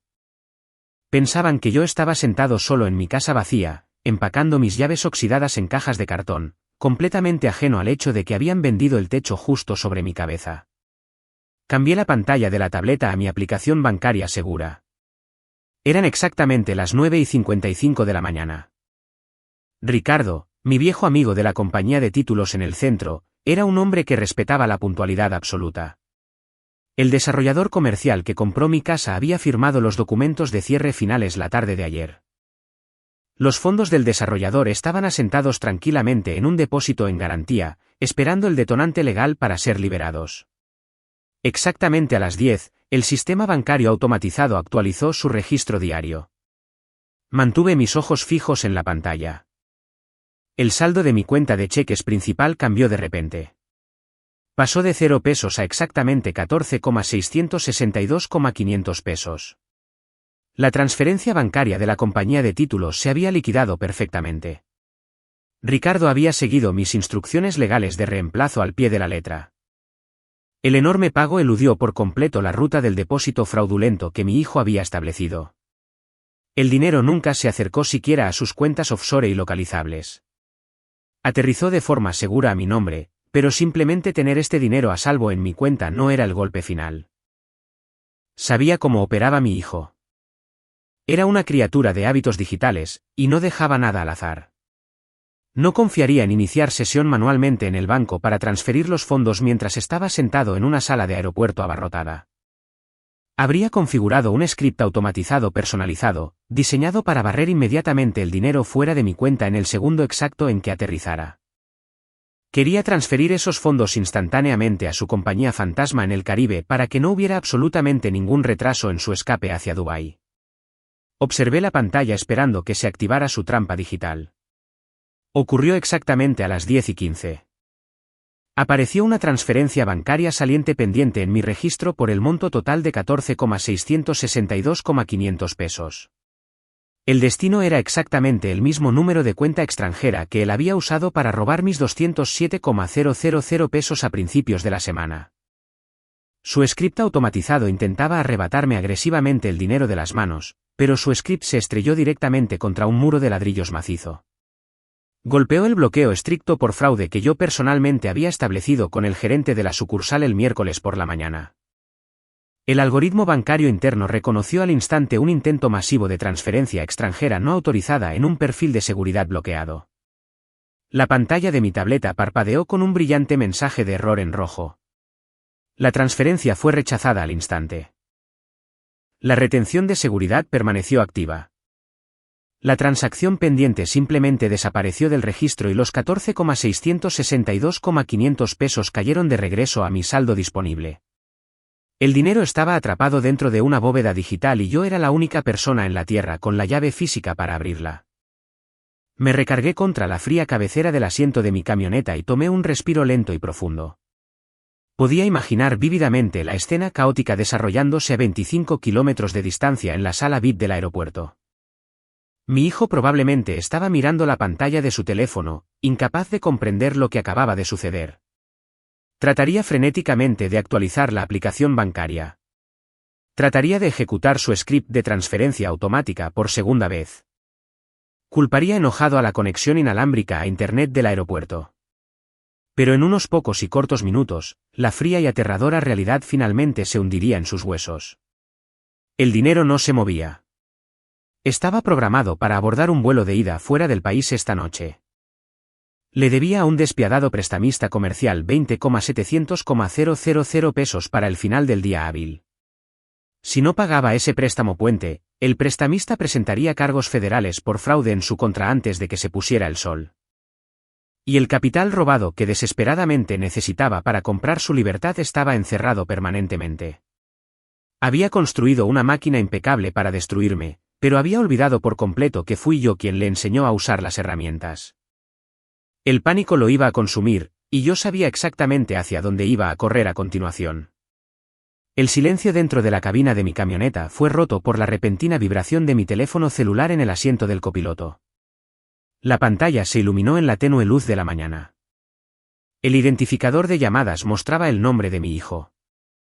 Levanté el dispositivo y presioné el botón verde para contestar la llamada, pero no dije una sola palabra. Simplemente me llevé el frío cristal a la oreja y escuché. Carlos ya no hablaba con el tono suave y arrogante de un ejecutivo tecnológico adinerado. Estaba hiperventilando. Su voz era aguda y tensa por el pánico puro. Prácticamente estaba gritando al micrófono, exigiendo saber qué le había hecho a la cuenta de cheques. El ruido de fondo en la llamada era fuerte, con los sonidos ahogados de una terminal de aeropuerto abarrotada. Estaba lanzando maldiciones descontroladamente, preguntando por qué su script de transferencia automatizado había sido rechazado por el servidor bancario. Me dijo que necesitaba que el dinero se moviera en ese mismo instante y me ordenó que arreglara cualquier falla técnica que estuviera deteniendo la transacción. Escuché su desesperada y frenética voz durante exactamente 10 segundos. Quería grabar a fuego en mi memoria el sonido exacto del colapso de su ego. Luego aparté el teléfono de mi oreja, presioné el botón rojo y terminé la llamada. Apagué el dispositivo por completo y lo tiré de vuelta al asiento del pasajero. No necesitaba estar parado junto a él para saber exactamente lo que estaba haciendo en esa sala del aeropuerto. Una vez que la llamada se cortó, marcaría inmediatamente el número gratuito de servicio al cliente del Banco Nacional. Podía imaginarlo caminando de un lado a otro sobre la costosa alfombra de la terminal de primera clase, marcando los números en su pantalla tan rápido como sus dedos podían moverse.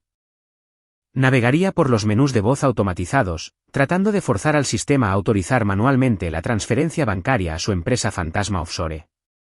Ingresaría mi número de seguro social y mi fecha de nacimiento usando su acceso clonado para eludir los filtros de seguridad iniciales.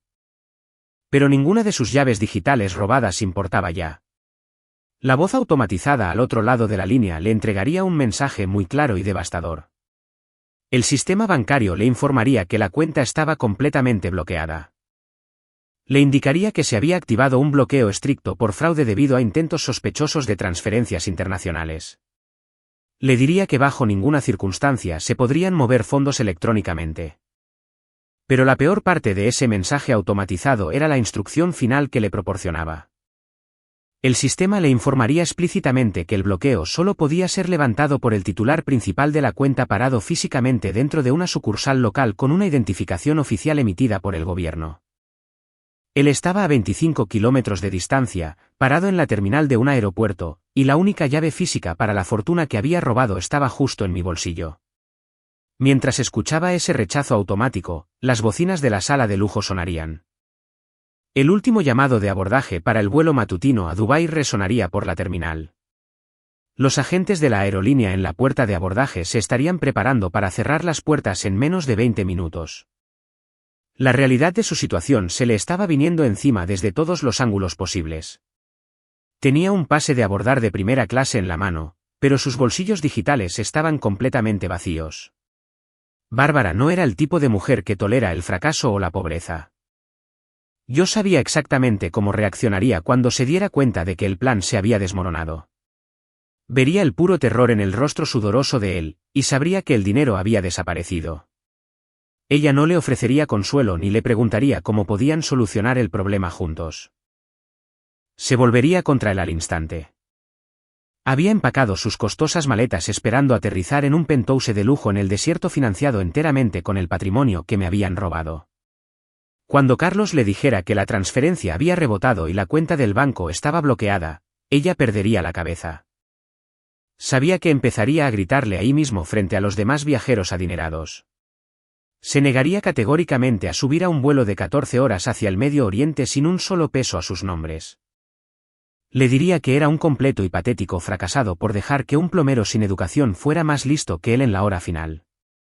La alianza que construyeron sobre la codicia y la crueldad se estaba fracturando bajo la extrema presión financiera. Carlos estaba atrapado en una pesadilla creada por él mismo y el tiempo se agotaba rápidamente. Tenía que tomar una decisión y tenía que hacerlo en cuestión de segundos. Podía subir a ese avión en este momento con su furiosa esposa y volar al otro lado del mundo.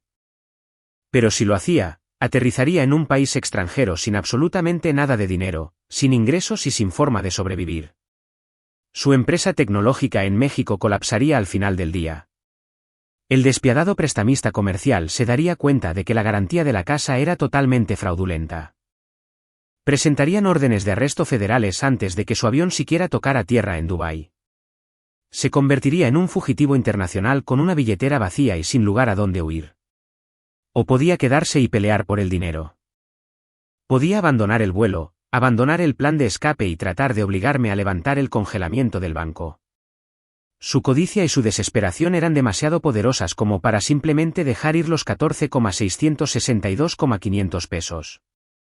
Necesitaba desesperadamente ese capital robado para pagar el préstamo puente comercial y mantenerse fuera de una celda en una prisión federal. Sabía que él no iba a subir a ese avión. Miré la tableta que descansaba sobre la consola central de mi camioneta. El mapa de rastreo digital confirmó todo lo que yo sospechaba. El pequeño punto rojo que representaba el rastreador que escondí en el bolso de su esposa permanecía completamente inmóvil dentro de la terminal. Ella se rehusaba a moverse. Pero un segundo después, vi que la señal del teléfono de mi hijo se separaba de la de ella. El punto digital que representaba a Carlos comenzó a moverse rápidamente a través de la pantalla. Estaba saliendo de la sala de primera clase. Estaba corriendo por los abarrotados pasillos del aeropuerto, dejando atrás su equipaje y a su furiosa esposa. Estaba pasando corriendo por los puntos de control de seguridad y dirigiéndose directo a la salida de transporte terrestre. Iba a saltar al primer taxi que encontrara y le diría al conductor que acelerara directo al distrito financiero del centro. Venía al banco a buscarme. Realmente creía que todavía podía intimidarme para que firmara los formatos de liberación. Estaba corriendo a ciegas hacia el centro absoluto de la trampa. Tomé mi tableta y salí de la camioneta fría. Alisé las arrugas de mi chamarra de invierno. Era hora de entrar al vestíbulo del banco y esperar a que llegara mi hijo. Me senté en la mullida silla de cuero dentro de la oficina del gerente de la sucursal. Las paredes estaban hechas de cristal esmerilado de piso a techo, dándome una vista perfecta del vestíbulo principal. El gerente había salido a atender una cuenta comercial, dejándome completamente solo en la silenciosa habitación. Sostenía una taza de porcelana de té negro, dejando que el calor se filtrara en mis manos callosas. El banco era un santuario de mármol y madera pulida. La gente hablaba en tonos bajos y respetuosos mientras esperaba en filas limpias y ordenadas. Era el peor lugar del mundo para que un hombre desesperado perdiera la cabeza. Observé las pesadas puertas giratorias de la entrada principal. Sabía que no tardaría mucho. El viaje desde el aeropuerto hasta el distrito financiero tomaba exactamente 28 minutos si ignorabas todas las leyes de tránsito. Las pesadas puertas de cristal se abrieron violentamente. Carlos entró a tropezones al vestíbulo. No se parecía en absoluto al arrogante ejecutivo de tecnología que ayer en la cafetería me había lanzado un billete nuevo de 1000 pesos. Su traje a la medida, tan costoso, estaba muy arrugado y empapado de parches oscuros de sudor debajo de los brazos. Su corbata de seda estaba floja y le colgaba torcida sobre el pecho. Parecía un animal cazado. Marchó más allá de las cuerdas de terciopelo, ignorando por completo la línea de clientes que esperaban y las severas protestas del guardia de seguridad. Escaneó la enorme sala con ojos salvajes e inyectados en sangre. Me vio sentado detrás de la pared de cristal. No se molestó en tocar. Golpeó la pesada puerta de la oficina con el hombro, abriéndola a la fuerza con tal dureza que las bisagras de metal chillaron. El guardia de seguridad se apresuró a avanzar, pero yo simplemente levanté la mano y le hice un ademán para que se alejara. Quería que esta conversación sucediera en privado. Carlos cerró la puerta de golpe detrás de él, echando el cerrojo con un fuerte clic. Cruzó la habitación en dos largas zancadas y azotó ambas palmas planas sobre el escritorio de caoba del gerente. Se inclinó sobre la madera, con la respiración en jadeos irregulares y pesados. Olía a café rancio de aeropuerto y a puro miedo crudo. No perdió el tiempo con cortesías o disculpas falsas. Exigió saber qué clase de juego enfermizo estaba yo jugando. Su voz era un susurro ronco y áspero, diseñado para evitar que los cajeros del banco afuera del cristal lo escucharan. Me dijo que el prestamista comercial ya estaba dejando correos de voz automatizados en su teléfono amenazando con enviar auditores a la casa a las 5 de la tarde. Sacó una boleta de retiro bancario arrugada de su bolsillo y la arrojó sobre el escritorio. Me ordenó que firmara la autorización de liberación en ese mismo instante. Me prometió que me dejaría quedarme en el sótano de la casa en lugar de la residencia Pinos de Plata si solo le daba acceso a los 14,662,500 pesos. Estaba intentando desesperadamente negociar con un hombre al que ya había tratado de ejecutar financieramente. No miré su arrugada boleta de retiro. Dejé mi taza de té sobre el platillo de porcelana. El ligero sonido del tintineo pareció resonar en la tensa habitación. Abrí el bolsillo interior de mi abrigo de invierno y saqué una sola hoja de papel blanco grueso. La había impreso temprano esta mañana en el despacho de Felipe. La coloqué plana sobre el escritorio de caoba justo al lado de sus manos temblorosas. Usé mi dedo índice para deslizar lentamente el papel por la madera pulida hasta que quedó directamente debajo de sus ojos. Le dije que hoy no firmaría ningún formato de liberación bancaria. Le dije que necesitaba leer lo que estaba en el papel antes de hacer otra amenaza vacía. Carlos bajó la mirada hacia el documento. No era un formato bancario. Era un resumen impreso del registro oculto y encriptado que Felipe y yo habíamos extraído del clon de su disco duro la noche anterior. Los números gruesos y negros en la parte superior detallaban la suma exacta de 6.900,000 pesos. Debajo de ese total había una lista detallada de cada cuenta de pensiones de empleados que había vaciado ilegalmente durante los últimos 3 meses. Vi sus ojos recorrer la página, leyendo los nombres de sus propios desarrolladores y secretarias a quienes les había robado su futuro. El fuego arrogante en su mirada se extinguió al instante. El color restante desapareció por completo de su rostro, dejando su piel del color de la ceniza húmeda. El silencio dentro de la oficina de cristal se volvió absolutamente ensordecedor. Pude ver los engranajes girando en su cabeza mientras procesaba la magnitud absoluta de su fracaso. Se dio cuenta de que no había yo tropezado con su fraude inmobiliario por accidente. Se dio cuenta de que yo lo había estado cazando activamente, rastreando cada uno de sus movimientos y desmantelando su vida pieza por pieza. Los 14,662,500 pesos de la venta de la casa nunca iban a ser suyos para gastarlos. El vuelo de escape a Dubái se había esfumado por completo.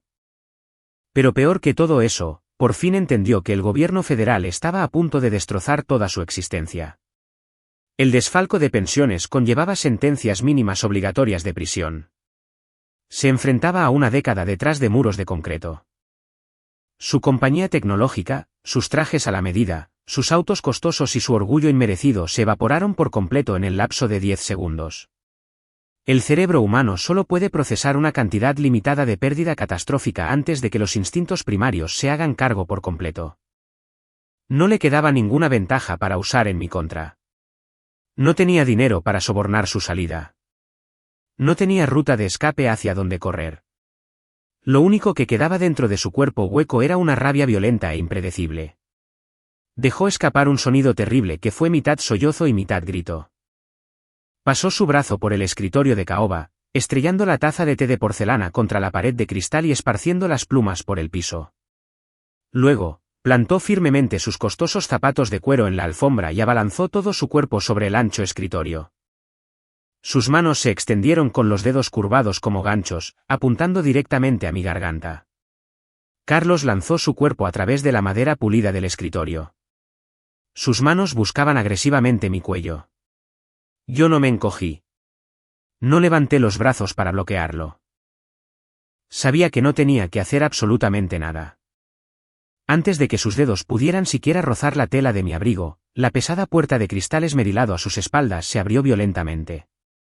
Golpeó la pared adyacente con un fuerte estruendo que hizo vibrar a toda la habitación. Carlos se congeló a mitad del movimiento. Su impulso físico murió por completo. Perdió el equilibrio y cayó torpemente sobre el borde del escritorio de caoba. Retrocedió a rastras, respirando pesadamente, y se dio la vuelta para mirar hacia la entrada. Felipe entró en la habitación. Mi abogado no llevaba su traje de juzgado habitual. Llevaba un abrigo oscuro y sostenía una gruesa carpeta de cuero bajo el brazo. Miró a mi hijo con el tipo de asco absoluto reservado usualmente para algo que uno raspa de la suela del zapato. Pero Felipe no venía solo. 3 hombres entraron a la oficina de cristal justo detrás de él. Se movían con una aterradora eficiencia sincronizada.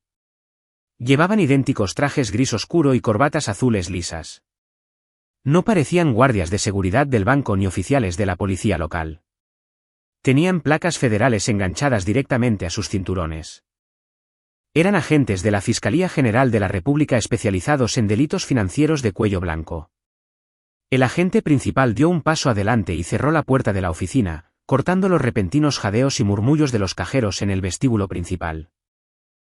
La atmósfera en la habitación bajó 10 grados.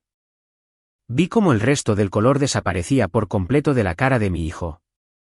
Sus rodillas flaquearon ligeramente y tuvo que agarrarse del borde del escritorio para evitar colapsar sobre la alfombra. Miró a los agentes y luego miró a Felipe. Su mente por fin estaba procesando la enorme escala de la operación que yo había construido a su alrededor. Felipe se acercó al escritorio y explicó calmadamente la aterradora realidad de la situación. Le dijo a Carlos que los agentes federales no habían aparecido mágicamente después de una rápida llamada telefónica. Habían estado sentados en la sala de conferencias segura principal al final del pasillo desde las 8 de esa mañana. Habían estado bebiendo café y usando la red segura de fibra óptica del banco para cruzar los datos del clon de su disco duro directamente con la base de datos federal. Habían verificado hasta el último peso robado del fondo de pensiones rastreando los números de ruta ocultos en su computadora portátil encriptada. También habían visto en tiempo real, hace apenas 20 minutos, cómo su intento automatizado de transferencia bancaria offshore activó el bloqueo por fraude bancario. Lo tenían acorralado desde todos los ángulos legales y financieros posibles. El agente principal dio un paso más cerca de Carlos. Metió la mano en el bolsillo de la chaqueta de su traje y sacó un pesado par de esposas de acero. El tintineo metálico resonó con fuerza en la silenciosa oficina. Le dijo a mi hijo que quedaba bajo arresto federal por fraude electrónico, fraude bancario y robo a gran escala. Comenzó a leerle sus derechos con una voz plana y ensayada.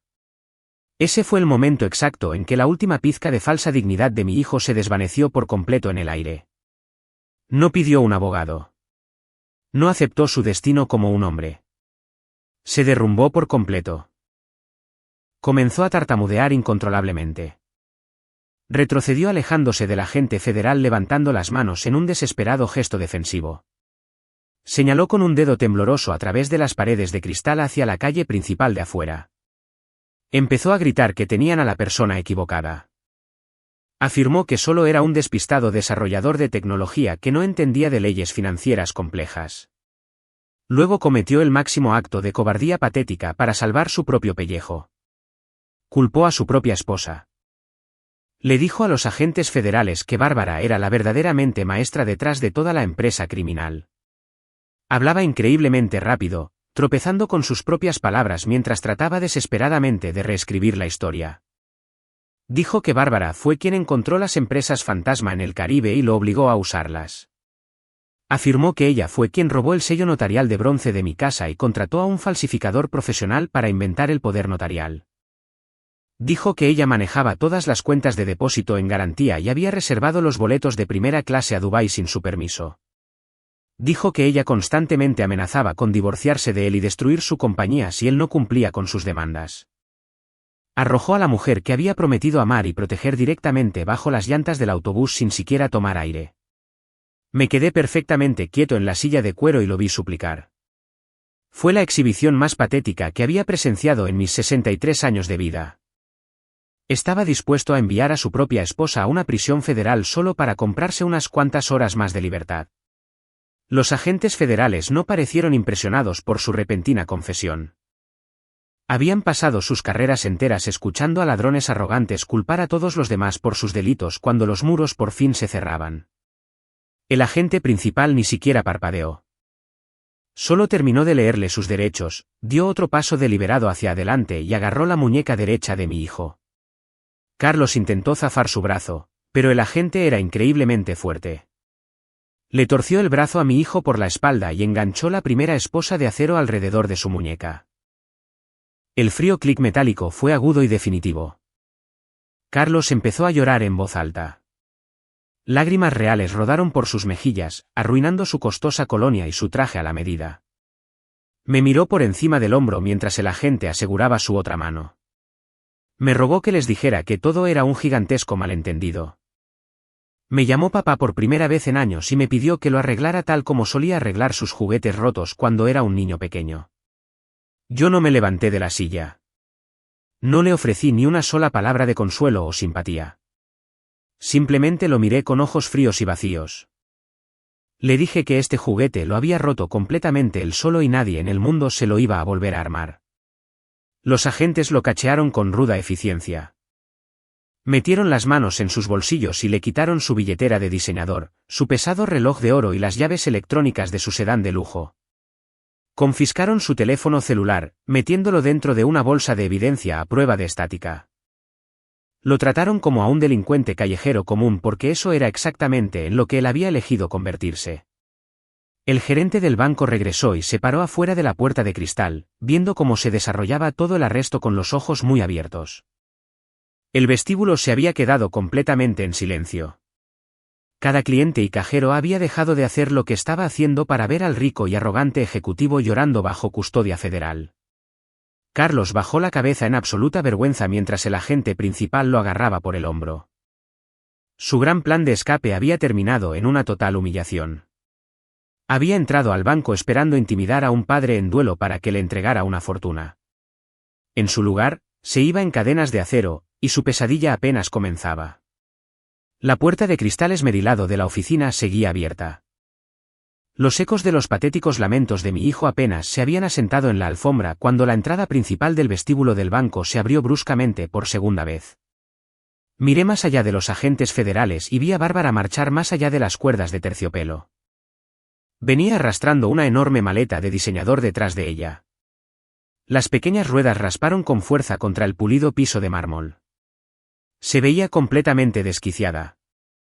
Su costoso atuendo de aeropuerto estaba arrugado y su rostro estaba enrojecido por una rabia absoluta. Se acababa de dar cuenta de que el vuelo a Dubái estaba despegando sin ellos. Había abandonado la sala de primera clase, corrido por la terminal y le había pagado 3,450 pesos a un taxista para que condujera a toda velocidad hasta el distrito financiero.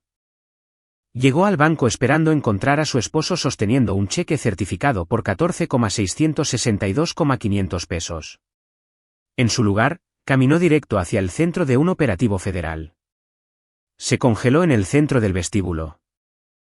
Sus ojos saltaron de los agentes armados en trajes oscuros a las esposas de acero que aseguraban firmemente las muñecas de su esposo detrás de su espalda.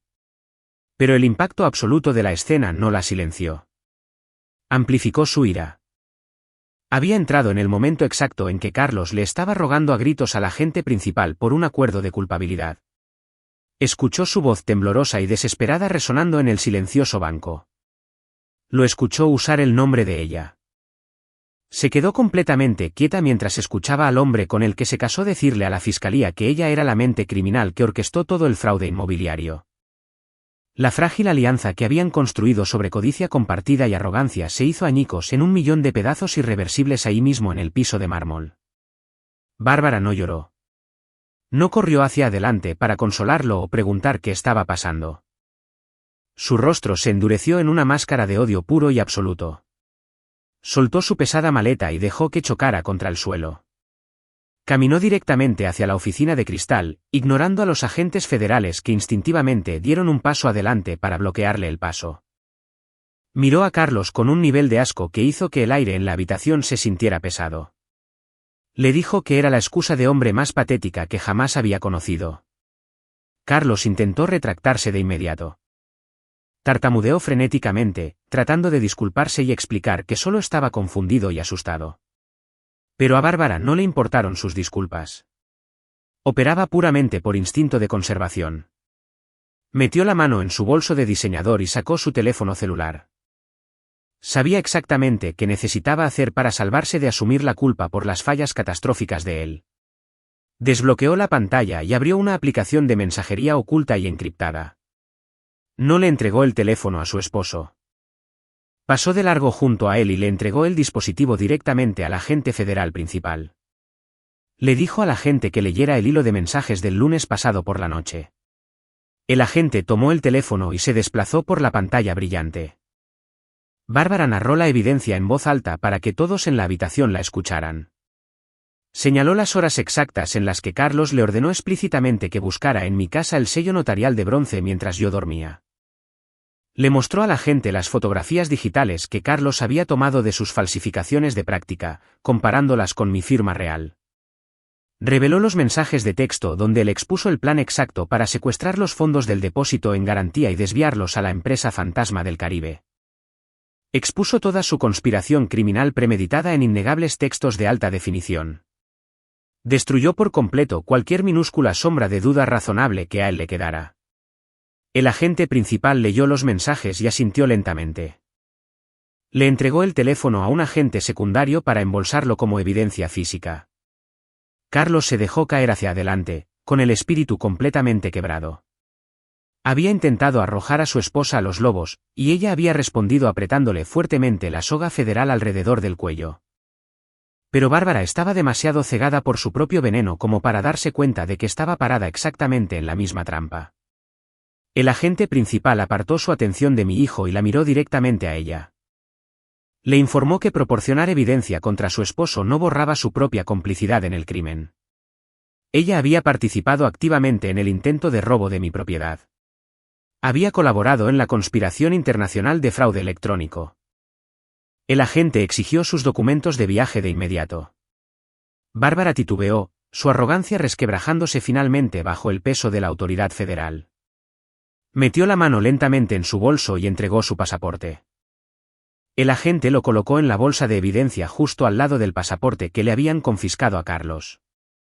Les dijo a ambos que sus nombres estaban oficialmente marcados en la base de datos nacional. Estaban permanentemente inmovilizados. Ninguno de los dos saldría de la ciudad, y mucho menos del país. Los agentes agarraron a Carlos por los hombros y lo levantaron del piso.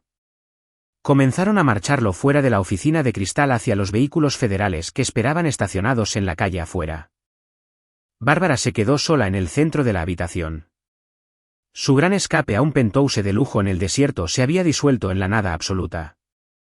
Sus tarjetas de crédito estaban vinculadas a las cuentas bancarias congeladas y a la startup tecnológica en quiebra. Su esposo iba camino a una celda de detención federal. No tenía absolutamente nada de dinero, ni recursos, ni a dónde ir. Se dio la vuelta lentamente y me miró a mí, sentado calmadamente en la silla de cuero. El veneno se había ido por completo de sus ojos, reemplazado por un pánico patético y desesperado. Se dio cuenta de que estaba varada en el distrito financiero del centro con una maleta pesada y una billetera vacía. Dio un paso vacilante hacia mí. De hecho, abrió la boca y me rogó por un favor. Me preguntó si podía darle algo de efectivo para pagar un taxi de regreso a la casa para así poder descubrir qué hacer a continuación. Quería que yo, el hombre al que acababa de intentar dejar sin hogar y en la miseria, financiara su retirada. Me levanté de la silla de cuero. Me abotoné el abrigo de invierno y recogí mi tableta del escritorio de caoba. Caminé hacia la puerta de cristal abierta. Bárbara se interpuso en mi camino, extendiendo la mano con una expresión patética y suplicante. No le miré la cara. Metí la mano en el bolsillo de mi camisa. Saqué el billete nuevo de 1000 pesos que Carlos me había deslizado de forma arrogante sobre la mesa de la cafetería ayer por la tarde para que comprara mi despensa. Sostuve el billete en alto.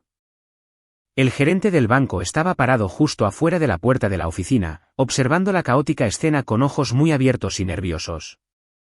Caminé directamente ignorando a Bárbara, pasando de largo su mano extendida por completo. Me detuve frente al gerente. Le puse el billete de 1000 pesos directamente en la palma de la mano. Le agradecí su hospitalidad y le dije que el dinero era una propina por el excelente té negro. Luego le di la espalda a los restos de la vida de mi hijo y salí caminando del vestíbulo del banco, dejando a Bárbara completamente sola en la silenciosa habitación.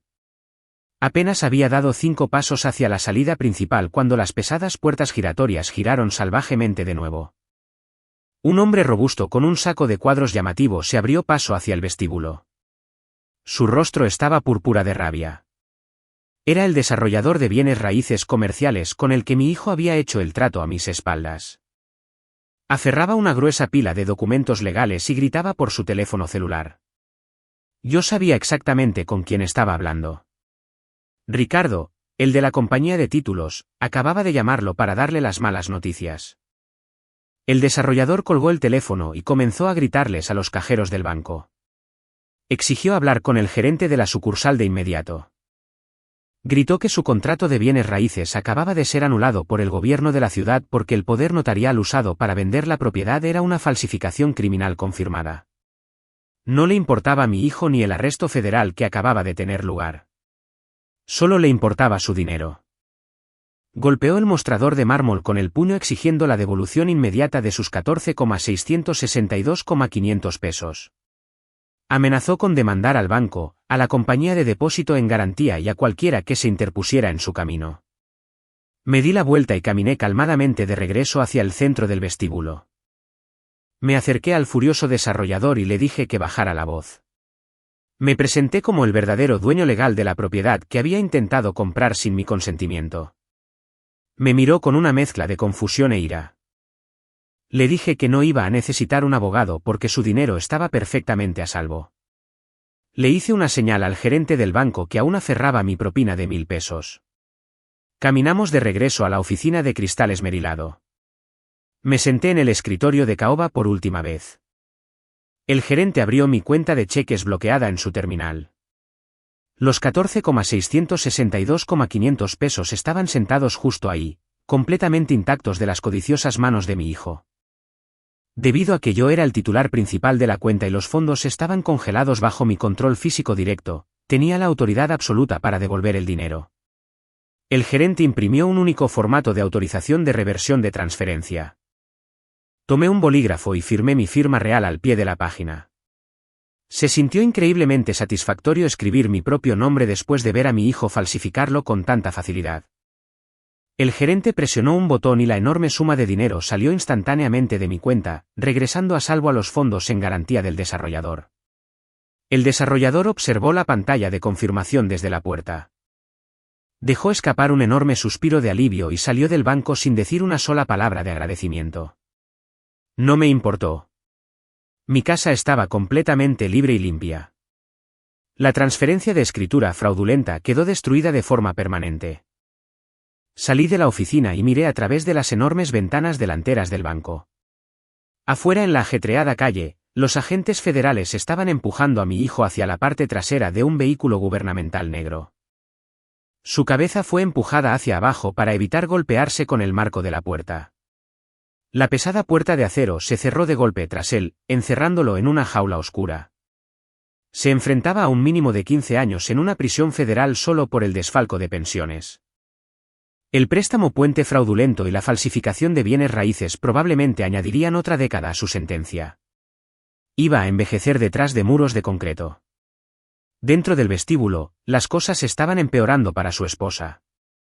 Bárbara había intentado recoger en silencio su pesada maleta y escabullirse por la puerta lateral mientras yo me ocupaba de la reversión de la transferencia, pero no llegó muy lejos.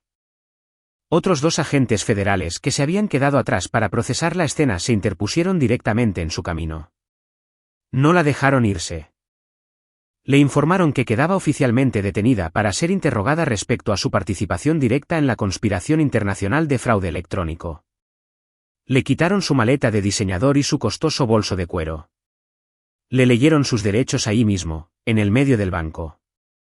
Ella empezó a llorar, pero no era por remordimiento. Era el llanto egoísta y aterrado de una mujer que se daba cuenta de que su vida de lujo se había acabado por completo. Se había casado con un hombre por su riqueza y lo ayudó a planear la ruina absoluta de un padre inocente. Ahora, ambos se quedaban sin absolutamente nada. Sin casa, sin dinero, sin startup tecnológica y sin vuelo a Dubái. Fueron despojados y expuestos a la cruda luz del sistema de justicia federal. Me apreté el abrigo de invierno contra el frío y salí caminando a través de las puertas giratorias de cristal. Pisé la acera y respiré el aire fresco de la mañana. El ruido de la ciudad me invadió, pero me sentí completamente en paz. Caminé hasta mi camioneta, me subí y puse la llave en el encendido. El motor cobró vida con un rugido. Tenía un último asunto que atender, y era hora de dejar atrás a esta familia rota para siempre. La mañana del sábado trajo una espesa capa de escarcha blanca que cubrió todo el vecindario. La calle estaba en un silencio sepulcral. Los autos de lujo y los camiones de mudanza habían desaparecido por completo. Yo estaba parado en la entrada de mi casa junto a mi pesada camioneta de trabajo. El motor ya estaba en marcha, enviando columnas de humo blanco al aire helado. Felipe estacionó su sedán oscuro junto a la banqueta. Hoy no vestía traje.